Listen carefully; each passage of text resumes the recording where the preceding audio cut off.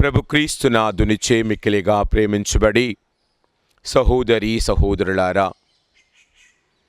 మీ అందరికీ కూడా తపకాలపు 3వ ఆదివార ధ్యానాంశానికి స్వాగతం.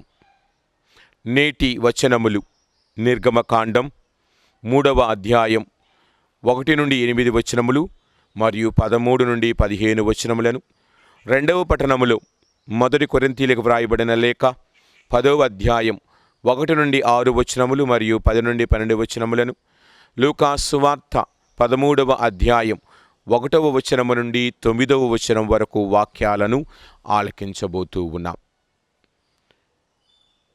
ప్రియ సహోదరి సహోదరులారా, నేటి ధ్యాన వచనము పశ్చాత్తాపం అనేది తపస్సు కాలంలో నిజమైన ఆత్మ నిగ్రహముతో జీవించుట అన్న దాని గురించి మనము ధ్యానించుకోబోతూ ఉన్నాం. భగవంతుని ఎడల నిజమైన అనుసరణ కలిగి భగవంతుని మార్గములు నడవటమే నిజమైన పశ్చాత్తాపం. దేవుని తీర్పు కూడా ఇది ప్రామాణికముగా ఉంటుందని భగవంతుడు మనకు అనేక విషయాల ద్వారా తెలియపరచి ఉన్నారు. మరి మీరు పశ్చాత్తాప పడకుంటే, మీరు మారు మనసు పొందకుంటే మీరు నాశనమైపోతారు అని ఈనాటి సువార్తలు ప్రభువు మనలను హెచ్చరిస్తూ ఉన్నారు. ఈనాటి సువార్తలు మనము గమనించినప్పుడు ఫిలాతునిచే చంపబడిన గలిలయుల వలెను, సిలోయేము బురుజు కింద మరణించిన వారి వలెను వారందరినీ ప్రభు ప్రస్తావిస్తూ ఉన్నారు. ప్రభు మాట్లాడుతున్నారు. అంటే దానర్థం, పాపము చేసి పశ్చాత్తాప పడకుంటే మన స్థితి కూడా ఇలాగే ఉంటుంది అన్న విషయాలను చూస్తూ ఉన్నాం.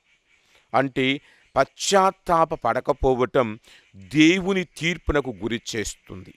ప్రధాన విషయం ఏమిటంటే, దేవుడు మనల్ని తీర్పు చేసేది శిక్షిస్తానికి కాదు, పశ్చాత్తాపపడి ప్రభువుతో నడవమని, మన నడకను నడవడికను నడతను మార్చుకొనమని ఆయన కోరుతూ ఉన్నారు.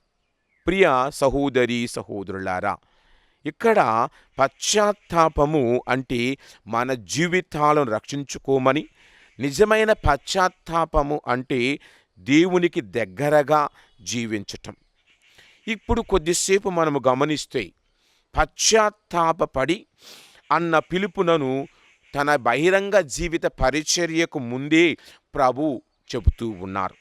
పశ్చాత్తాపపడుడి, పరివర్తన చెందుడి, ఎందుకంటే పరలోక రాజ్యము సమీపించినది అని మత్తాయి సువార్త 4వ అధ్యాయము 17వ వచనములో మనము ఆలకిస్తూ ఉన్నాం. మరి ఒక వచనము, దేవుని రాజ్యము సమీపించినది, పశ్చాత్తాపపడుడి, దేవుని నమ్ముడి అని మార్కు సువార్త 1వ అధ్యాయము 15వ వచనములో ఆలకిస్తూ ఉన్నాం.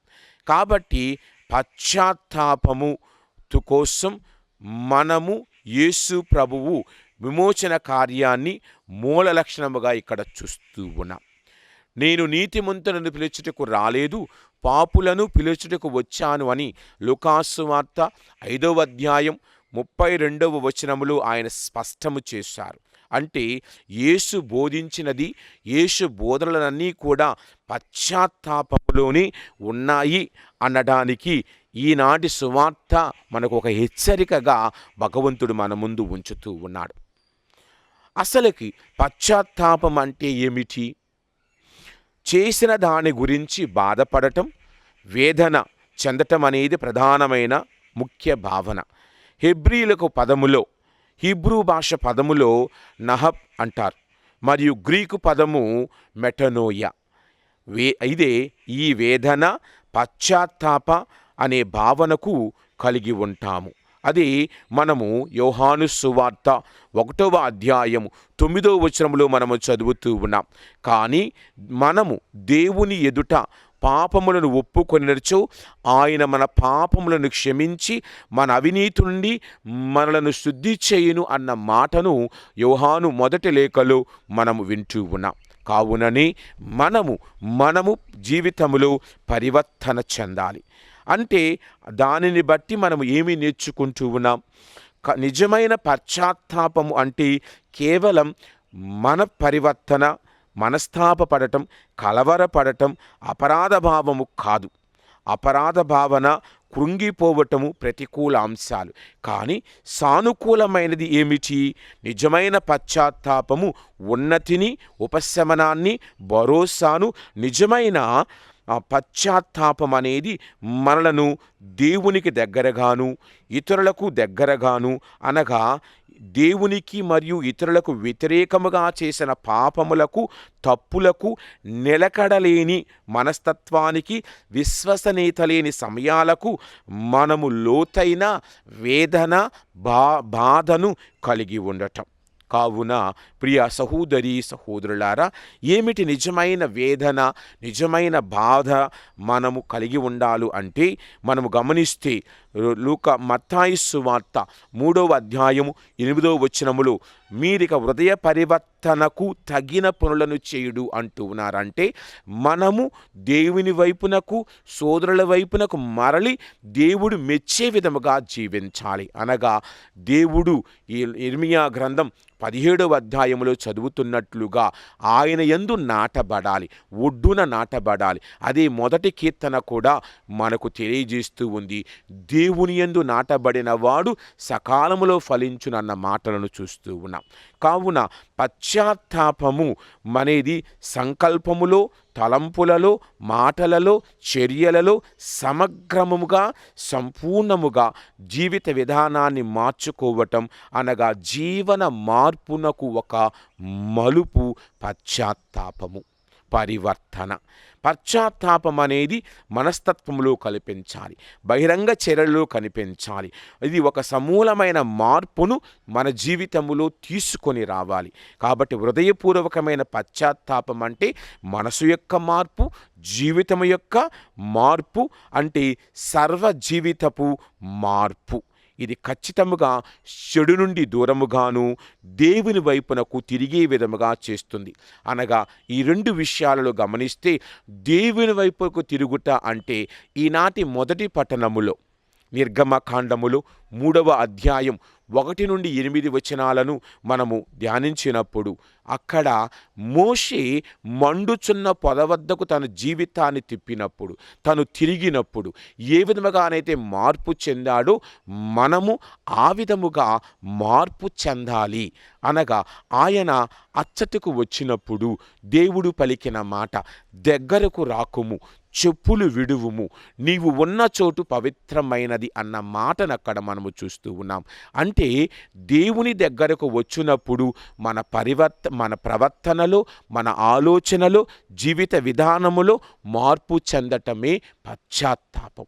అప్పటి వరకు తను జీవించిన విధానము ఒకటి, దేవునితో మాట్లాడిన తరువాత తాను జీవించిన విధానము మరొకటిగా మోషే జీవితంలో మనము చూస్తూ ఉన్నాం. అంటే దేవుని వైపునకు మరలుట, దేవునితో జీవించుట, దేవుని యందు నమ్మకము కలిగి ఉండుట. అక్కడే ప్రభువు చెబుతూ ఉన్నారు 13వ వచనము నుండి 15వ వచనము వరకు, నేనైన వాడను, ఉన్నవాడను అని ఆయన అంటూ ఉన్నాడు. అనగా నేను మీతో ఉంటాను, నేను విన్నాను, వారి బాధలను గమనించానని ఆయన పలుకుతూ ఉన్నారు. అనగా ఎవరైతే పశ్చాత్తాపముతో ప్రభు దగ్గరకు వస్తారో వారిని దేవుడు ఆలకిస్తాడు. దేవుడు వారి జీవితాలలో ఉంటాడు. వారి బాధలను ఆయన చూచాడు కాబట్టి వారికి ఆయన తోడుగా ఉండి వారిని నడిపిస్తాడు. అది మనము ఈనాటి వాక్యాలను బట్టి నేర్చుకుంటూ ఉన్నాం. మోషే తాను జీవించిన విధానమును బట్టి, తాను ఆ యొక్క మండుచున్న పొద వద్దకు వచ్చి పొందిన అనుభవము మనము కూడా దేవాలయమునకు వచ్చినప్పుడు, దేవుని చూస్తున్నప్పుడు, మందసములో ఉన్న దేవుని వైపునకు నీవు చూచినప్పుడు అలాంటి మార్పు నీ జీవితంలో రాగలిగితే అది నిజమైన పశ్చాత్తాపముగా దేవుడు మన ముందు ఉంచుతూ ఉన్నాడు. కావున పశ్చాత్తాపము అనేది ఫలాలను ఇవ్వాలి. పశ్చాత్తాపము అనేది మన జీవితములో దేవునికి దగ్గరగా చేయాలి. అనగా దేవుని యొక్క కరుణను, ప్రేమను పునాదిగా చేసుకోవాలి. అది పశ్చాత్తాపం. ఒక వ్యక్తి అనగా జీవితములో దేవుని అనుభవం పునాదిగా నిలిస్తే మారిన జీవితం అనేదే పశ్చాత్తాపం పరీక్షకు మరియు సాక్ష్యానికి మారుతుంది. సువార్త ప్రకారం ఈరోజు గమనిస్తే 2వ భాగములో అంజూరపు చెట్టు ఉపమానాన్ని కూడా చూస్తూ ఉన్నాం. అది ఫలించలేదు అని యజమానుడు అంటూ ఉన్నాడు. దానికి బదులుగా తోటమాలి ఏమి చేస్తూ ఉన్నాడు? పరిచర్య చేస్తూ ఉన్నాడు. దానికి పరామరిక చేస్తూ ఉన్నాడు. అది ఫలించే విధముగా సహాయపడుతూ ఉన్నాడు. కావున క్రీస్తు కూడా మనలను ఫలించే విధముగా, ఆయన యందు నిలిచే విధముగా సహాయపడటానికి ఎప్పుడూ దగ్గరగానే ఉంటాడు. కావున నీవు ఎక్కడ నాటబడ్డావు అన్నది మనము గమనించాలి. మోషే ఎక్కడైతే ఆ మండుచున్న పొద వద్ద దానిని చూచినప్పుడు తన జీవితంలో నాటుకున్నాడో, మనము కూడా క్రీస్తు వాక్యమును మన హృదయములో నాటుకోవటమే పశ్చాత్తాపం. అప్పుడే ఫలాలు వస్తాయి. అంజూరపు చెట్టు ఎక్కడ నాటబడింది? తోటలో నాటబడింది. అనగా తోట క్రీస్తుకు సాదృశ్యమైతే మనందరం క్రీస్తులో నాటబడ్డాం, క్రీస్తునందు జీవిస్తూ ఉన్నాం. అనగా మనందరం ఆయన యందు ఎదగాలి. ఆయన ఆ తోటలో పరిమళాలు వెదజల్లాలి, సకాలములో ఫలించే మొక్కలుగా ఉండాలి. అందుకే యెహెజ్కేలు గ్రంథములో కానీ ప్రభువు మనతో మాట్లాడుతూ ఉన్నారు. ఇదిగో ఆ యొక్క ఏటు ఒడ్డున నాటబడిన చెట్టు, ఆ యొక్క దేవాలయమును ప్రవహించే నీరు 2 వైపులా చెట్లు నాటబడ్డాయి. ఆ చెట్లు దేనికి ఉపయోగపడుతూ ఉన్నాయి? వచ్చే ఆకులు ఔషధముగాను, ఫలములు భోజనమునకు గాను ఉపయోగపడుతూ ఉన్నాయి. అంటే వారందరూ క్రీస్తునందు నాటబడ్డారు. మరి నీవు నేను కూడా క్రీస్తునందు నాటబడుతూ ఉన్నామా? క్రీస్తునందు నాటబడిన వాడు మన యొక్క అయోగ్యతల నుండి బయటకు రావాలి, యోగ్యులుగా మారాలని క్రీస్తు కోరుతూ ఉన్నారు. అనగా ఆయన తోట మనకు సాంగత్యాన్ని ఇస్తూ ఉంది. ఆ తోటలో మనము జీవించాలి. ఇదిగో ఆది కాండములో ఆది తల్లిదండ్రులను దేవుడు ఏదోని వనములో తాను స్థాపించిన తోటలో వారిని ఉంచినప్పుడు వారు వారి పాపపు జీవితముతో ఆ యొక్క సుందరమైన వనము నుండి బయటకు వెళ్ళబడ్డారు. మరి నీవు క్రీస్తే మన కోసం ఈ లోకానికి వచ్చి నేను ద్రాక్షావల్లిని అని యోహాను సువార్త 15వ అధ్యాయములో చెప్పిన మాటను బట్టి మనము క్రీస్తునందు నాటబడాలి. అనగా ఆయన యొక్క ద్రాక్ష చెట్టుకు తీగలుగా ఎదిగినప్పుడే మనము ఫలాలను ఇస్తాం, అధికముగా ఇస్తాం. ఆయన సరిచేస్తూ ఉంటాడు మన జీవితాన్ని. ఆ సరిచేయుటకు నీవు అంగీకరించినప్పుడే అదే పశ్చాత్తాపం. ఆయన మాటలను వింటూ ముందుకు నడవటమే పశ్చాత్తాపం. అందుకే అంజూరపు చెట్టు మనకు దేవుడు ఒక ఉపమానముగా ఉంచుతూ అది సకాలంలో పండ్లు ఇవ్వటానికి నాటబడినది. మరి నీ నుండి దేవుడు ఎదురు చూసే పండ్లు ఇవ్వగలిగే బిడ్డగా నేను ఈ రోజున ఉన్నామా? దేవునికి చెందిన బిడ్డగా ఉన్నామా? మనము అలా ఉన్నప్పుడే ప్రియ సహోదరి సహోదరులారా ఆయన యందు ఎదుగుతాం. గమనిద్దాం ప్రియ సహోదరి సహోదరులారా, మనము రాజుల గ్రంథాలలో చూస్తూ ఉన్నాం. మనాషే అనే రాజు ఏ విధముగా తాను తన యొక్క గర్వముతో అహంభావముతో దేవునికి వ్యతిరేకమైన కార్యాలు చేసినప్పుడు అతడు శిక్షకు గురి అయ్యాడు. తన శిక్షలో తన తప్పును తెలుసుకొని దేవుణ్ణి మొరపెట్టగా పశ్చాత్తాపముతో దేవునిని అడుగగా దేవుడు అతనిని దీవించాడు. సంసోను జీవితంలో కూడా న్యాయాధిపతుల గ్రంథం 16వ అధ్యాయములో చూస్తూ ఉన్నాం. సంసోను చరిత్ర తాను 16వ అధ్యాయం 28వ వచనంలో అడుగుతూ ఉన్నాడు. అప్పుడు సంసోను యావేను స్మరించుకొని, ప్రభువు నన్ను జ్ఞప్తియందుంచుకొనుము, ఇంకొక్కసారి నీ బలమును నాకు ప్రసాదించుమని పశ్చాత్తాపముతో ప్రభువుని వేడుకున్నాడు. అలాగనే యోనా గ్రంథములో యోనా 2వ అధ్యాయములో మనము గమనించినప్పుడు చేప కడుపులో నుండి యోనా దేవుని ప్రార్థించాడు. తన తప్పును తెలుసుకున్నాడు, పశ్చాత్తాపడ్డాడు, దేవుని మాటకు తల వంచి దేవుని చెప్పిన రీతిగా నడిచాడు. అది మనము చూస్తూ ఉన్నాం. 2వ అధ్యాయం 10వ వచనములో ఆయన 1వ వచనము నుండి 10వ వచనం వరకు గమనిస్తే ఆ యొక్క చేప కడుపులో ఉన్న యోనా ప్రార్థించిన విధం, ఆయనను చేప ఏ విధముగా ఆ యొక్క నినివే ఆ సముద్రపు ఒడ్డునకు పడవేసిన విధానాన్ని నేను చూస్తూ ఉన్నాం. కావున నీవు కూడా పశ్చాత్తాపముతో పాపములోనే అనే సముద్రము నుండి బయటపడాలి అని ప్రభువు కోరుతూ ఉన్నారు. అదే చేప అనే ప్రార్థన నీకు ఉంటే అలాంటి ఆ చెడు నుండి నీవు బయటపడగలవని ప్రభువు కోరుతూ ఉన్నారు. కావున అలాగని అపోస్తల కార్యాలు 9వ అధ్యాయం 17వ వచనంలో ఒక్కసారి మనం గమనిస్తే సౌలు పరివర్తన గురించి మనము చూస్తూ ఉన్నాం. అలాగని యోహాను సువార్త 20వ అధ్యాయం 27 నుండి 29 వచనాలు చూస్తే తోమా గారు యేసు ప్రభు మొదటిసారి కనిపించినప్పుడు లేకపోయినా ప్రభు రెండవ అవకాశాన్ని ఇచ్చారు తోమాను చూచుటకు. కావున తోమా అప్పుడు అంటూ ఉన్నాడు, నా ప్రభువా నా దేవా. అది నిజమైన పశ్చాత్తాపానికి, ప్రభువునందు తనకున్న విశ్వాసానికి గుర్తుగా మన ముందు ఉంచుతూ ఉన్నారు. మరి నీవు నేను కూడా ఇదిగో ఆయన మనకు చూపించిన మార్గమును బట్టి, ఆయన మనతో ఉన్న విధమును బట్టి ఆయన మనల్ని అడుగుతూ ఉన్నారు.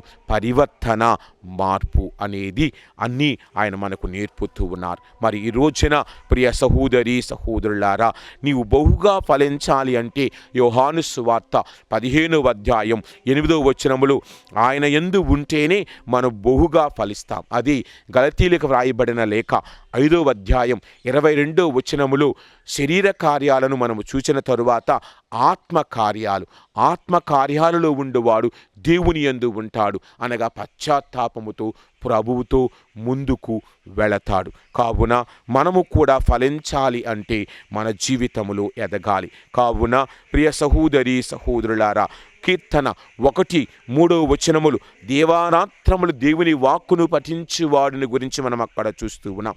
యోహాను సువార్త 15వ అధ్యాయం 5వ వచనములు తీగలు ద్రాక్షావల్లిని గురించి మనము చూస్తూ ఉన్నాం. యెషయా గ్రంథం 43వ అధ్యాయం 1 నుండి 13 వచనాలను గమనించినప్పుడు నేను దేవుడును, ఎల్లప్పుడూ నేనే మీకు దేవుడునని ఆయన పలికిన మాటలను తరువాత వాక్యాల్లో చూస్తూ ఉన్నాం. అలాగని ప్రభు ఆయన అంటూ ఉన్నాడు. ప్రియ సహోదరి సహోదరులారా, ఈ రోజున మనతో ప్రభు మాట్లాడుతూ ఉన్న సందేశమును, దేవుడు మనతో అడుగుతున్న మాటలను బట్టి పశ్చాత్తాపము, హృదయ పరివర్తన మనకు కావాలి.